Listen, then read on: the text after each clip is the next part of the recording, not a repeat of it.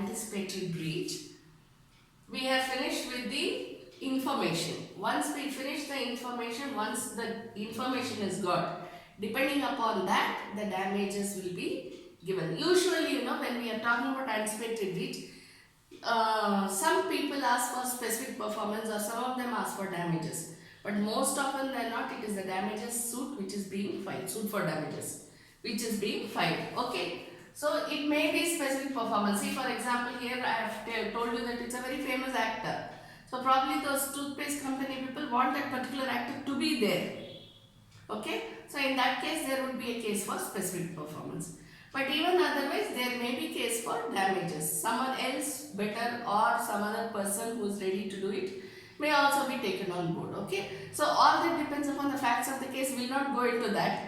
I am just telling you how to approach the anticipatory breach when you get a matter of this type.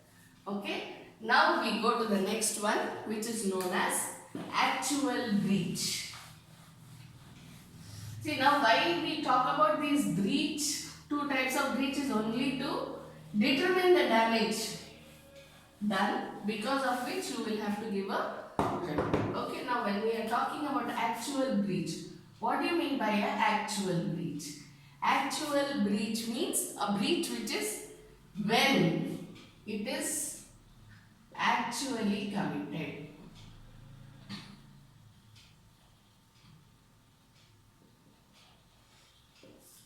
When the breach is actually committed is known as actual breach. See, I was giving you, we will take up the same example so that you will understand what I am trying to tell you.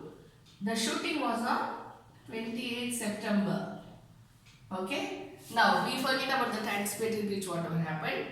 Till 28th September, the person, the actor, before that if he says, I may not be able to attend, then it is known as anticipatory breach. I'm sorry. But if on the 28th of September he says, I am unable to come, then it would be actual breach. It will be deemed to be an actual breach. Why? Because it is actually committed on the 28th of September. That is on the date which has been promised. Now we know it. Promise is one of the essential ingredients of a valid contract, right? So, that we have already done. Offer plus acceptance is equal to promise. We have already done that. Okay. So now this 28th September when he says, even though he says, I may come, I may not come on 28th September, that is anticipated breach. But when he does not actually come on 28th, that is known as actual breach. Now actual breach, unless it is accompanied by anticipatory breach, is the person who suffers the breach is entitled to full remedy. Anyone who is the victim of actual breach is entitled to full remedy. Even if it is preceded by an anticipatory breach and then comes on to actual breach. Understand? But when we are talking about anticipatory breach and then coming on to actual breach, anticipatory breach converts itself into actual breach. When it comes to that, again as I already told you, the remedies may differ. How much damages you will give the person is different. Okay? But when it is not accompanied by anticipatory breach, it is an actual breach in itself. Then the person is entitled to the actual remedy. Clear? Now these two types you should remember, because when you get a case, first of all you should know whether it is anticipated breach or whether it is an actual breach before you finalize upon the judgment. Clear? See, when we go through the specific relief act and all that, what we will see are the two types. Remedies to the contract, right? Remedies to breach of contract. You have injunction, you have the specific performance, and you have the damages. These are the three remedies which are available under the specific relief act. So when we go through, we will see the instances when these can be taken up. So you should always remember the anticipatory breach and the actual breach. Okay. Now we go on to the next topic, which is known as remedies. Remedies for what? Remedies for breach of contract. I'm sorry. Number 1, damages. We know this very well. Number 2, specific performance.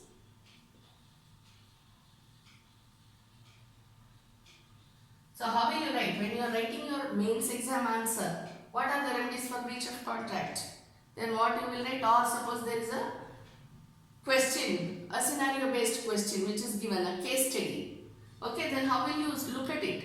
If it is written, A causes breach. Okay, and they have given you the description of the contract and the breach. So now what you will decide? You will decide whether it is an anticipatory breach or actual breach, first of all. After you decide upon this, what you will decide? The remedy which is available to the person. This is typically how you will finalize. But while writing this, you will not say remedy to so and so breach is this. What you will say? A shall file a suit for recovery of damages. This is how you will write in your mains exam. Am I right? So how will you write here? It will be suit for damages. Recovery of damages. Suit for specific performance. Okay? Then the next one. Suit for injunction.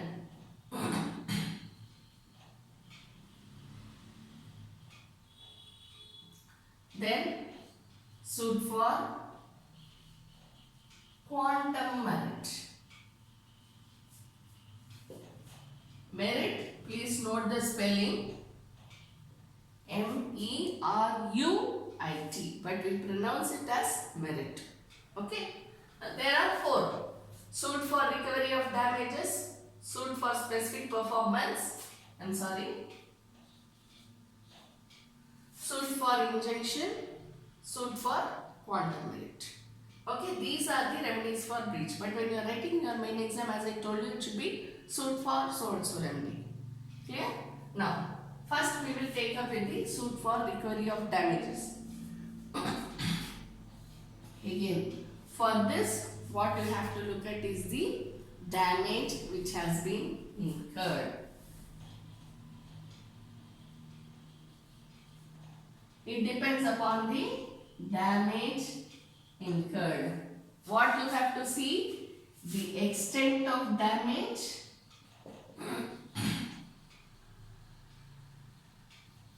and the remoteness of damage.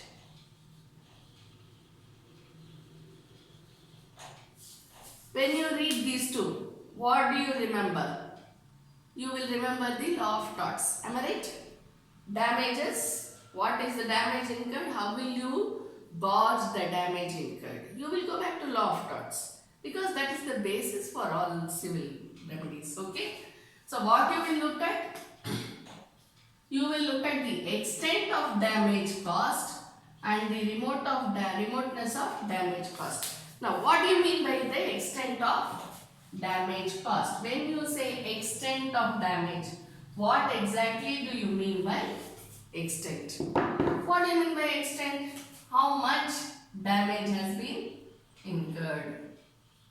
See, we will take for example a company.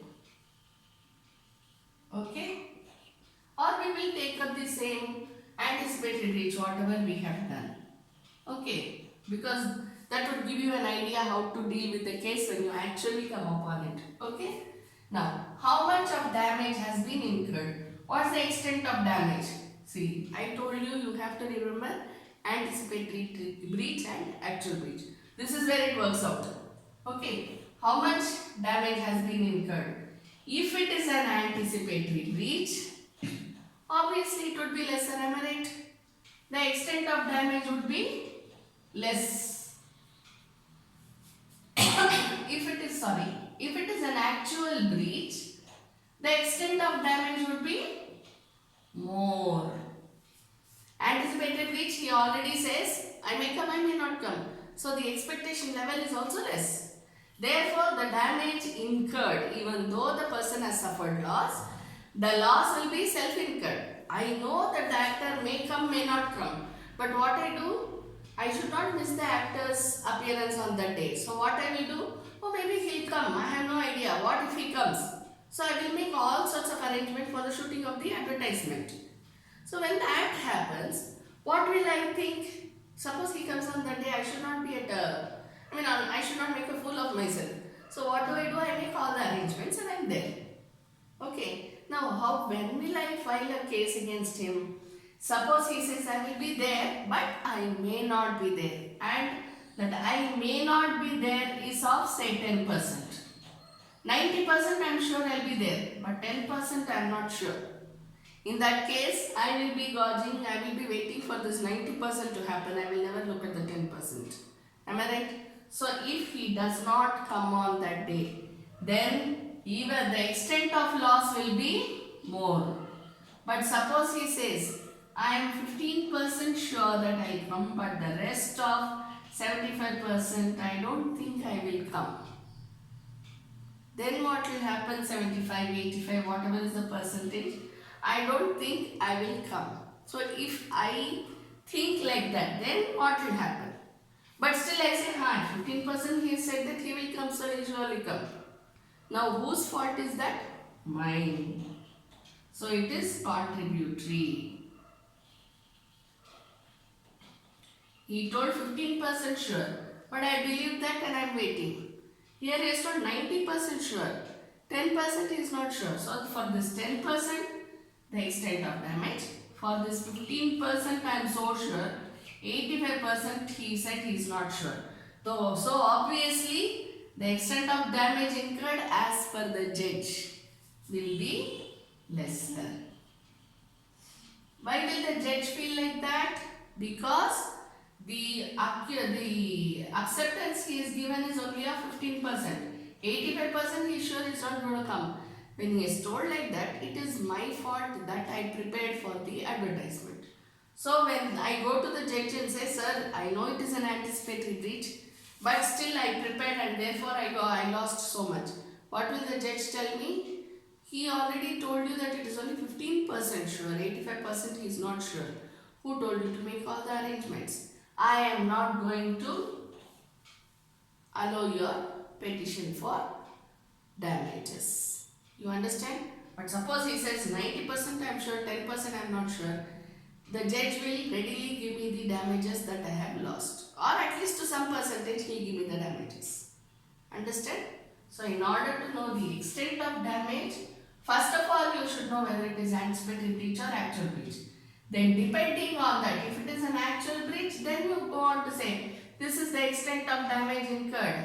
Therefore, I am passing this judgment for allowing the suit for damages. Okay.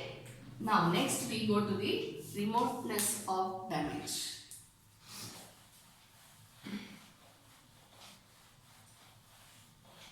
Remoteness of damage. What is the meaning of remoteness? Remoteness shows the distance. Distance between what? Distance between the cause and the effect. See, law is more or less philosophy. Almost, some parts of law deal with philosophy. So the same thing you can take up here also.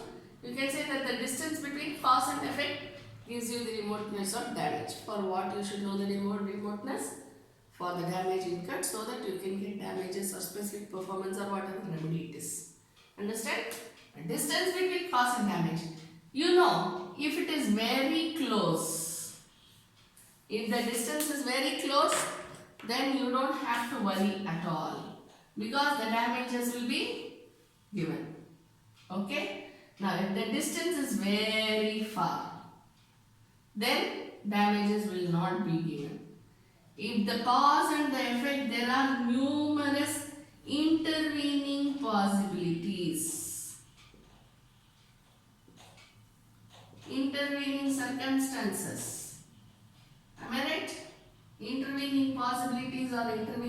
circumstances between the cause and the effect. Then you will see, is contributory negligence anywhere over here? If contributory negligence is anywhere over here, then you will have to decide upon that basis. So when you are talking about intervening possibilities, impossibilities,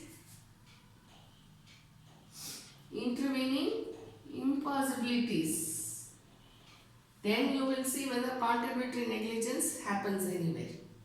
If contributory negligence is there, then you know what is the distance between the cause and effect and who is causing it. As we already saw, it may be the third party causing the intervening impossibility. It may be the events, it may be a chain of events, anything, or it may be contributory negligence. So when you have all these intervening impossibilities over there, intervening circumstances, you look out for contributory negligence because you are a judge. When you see contributory negligence and then say, it's because of your mistake that this effect has happened. Now come on, don't file any suit for this. I dismiss the petition. I dismiss the suit. Understand? So here you have to look at the remoteness. I will give you one very simple case study which I found very interesting when I thought about it. Okay? A patient undergoes a surgery.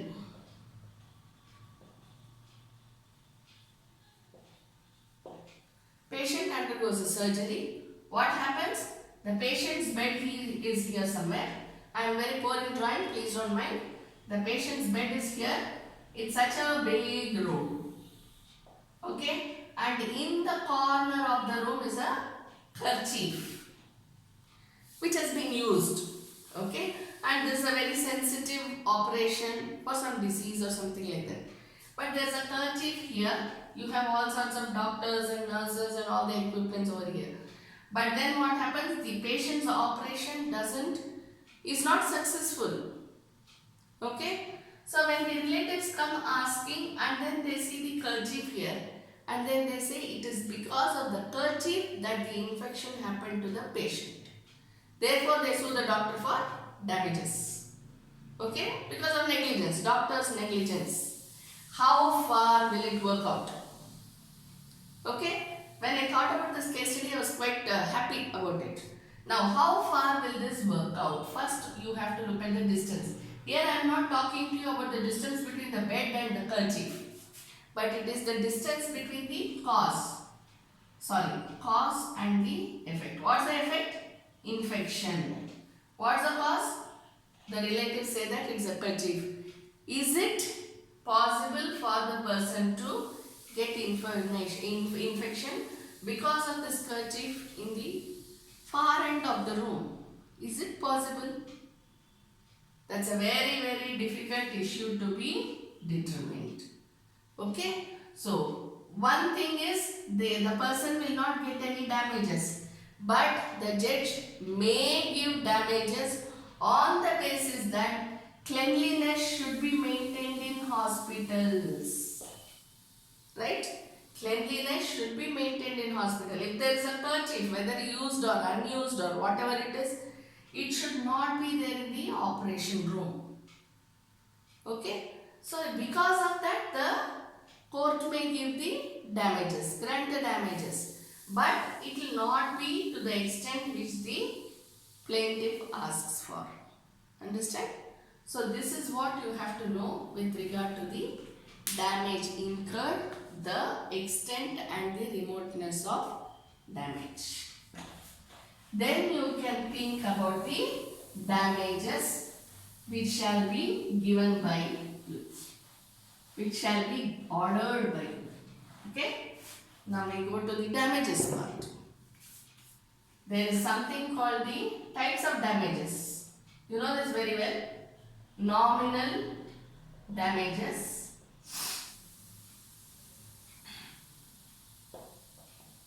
or ordinary damages. Nominal or ordinary damages.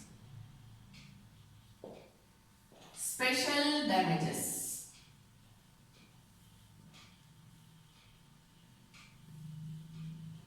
Third one, exemplary damages.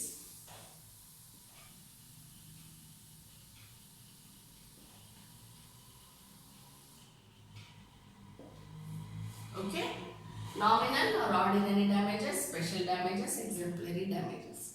Nominal or ordinary damages, when is it given? When the damage incurred is minimum. When the damage incurred is minimum, or when the person already has information that the damage will be incurred. So what is going on in your mind? Anticipated breach.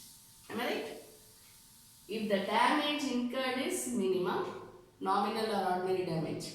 If the information given, already given, therefore there is only anticipated breach. So that will not cause much damage. Again we go back to minimum damage. In such cases, ordinary or nominal damages will be given. And otherwise also, where the risk factor is ordinarily involved.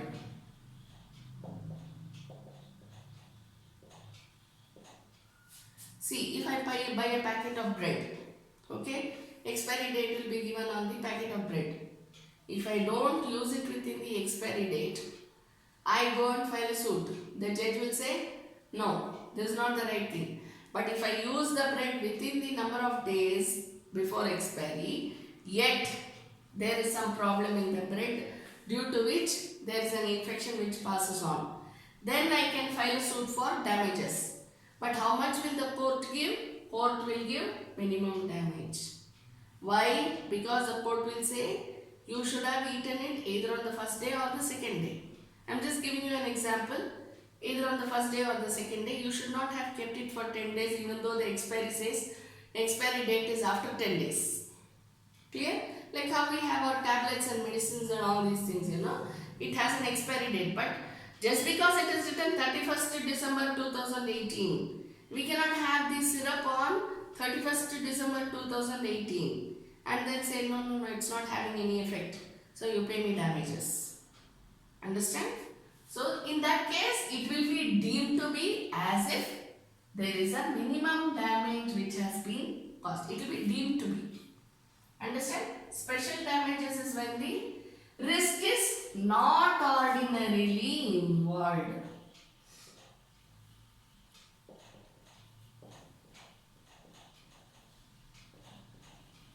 Risk is not ordinarily involved. What do you mean by risk not ordinarily involved? See, suppose I purchase a table. Okay? What is the table supposed to contain? All sorts of legs, and then you have fancy fittings onto the table. There are so many types of tables. Whichever I want to buy, I'll buy.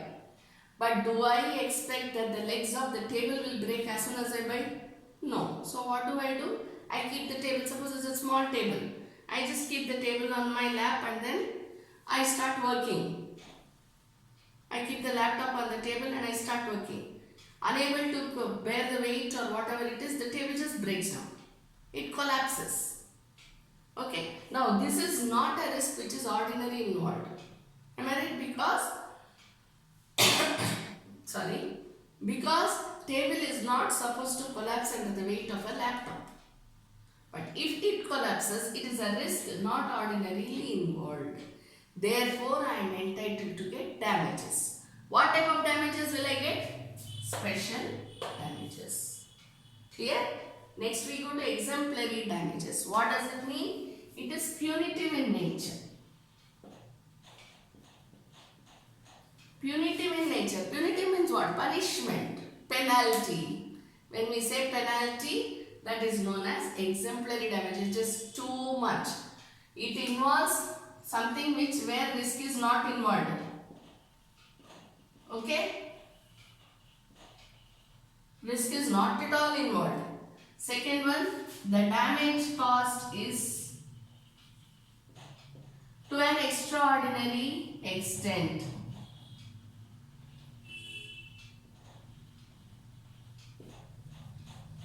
See, nowadays we hear news or we see the news where the buildings just collapse soon after they are built. Right? The wall collapses soon after they are built. These are all examples of exemplary damages. Here not only will a criminal complaint be filed, but when it comes to damages part, exemplary damages will be provided to the parties. Why? Because it is usually not at all involved. Risk is not at all involved. When we look at a wall and when we go onto the wall, do we fall? No, not ordinarily. Therefore, risk is not ordinarily involved and the damage incurred is to an extraordinary extent. Understand? So, this is the type of damages, types of damages for the damage which has been incurred. Okay, thank you.